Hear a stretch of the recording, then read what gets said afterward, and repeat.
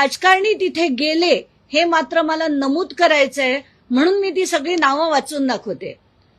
नाशिकचे आमदार नितीन पवार, चंद्रकांत पाटील, चंद्रकांत पाटलांचे पीए मंगेश देशपांडे, उदय सांगळे जे सिन्नरहून उभे होते, जे हरले, ते देखील गेले होते.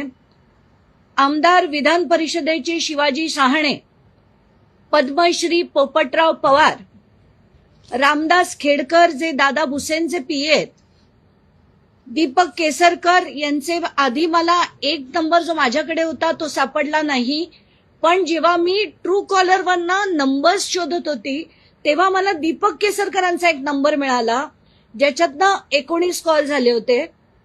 राहुल कोतडे जे ओएसडी आहेत विखे पाटलांचे, एकनाथ शिंदेचं तर मी म्हटलंच आहे, प्रभाकर काळेंचं मी म्हटलंच आहे, सुनील तटकरे आणि एक जे नवीन नाव मिळालंय ते म्हणजे जयंत पाटील राष्ट्रवादीचे.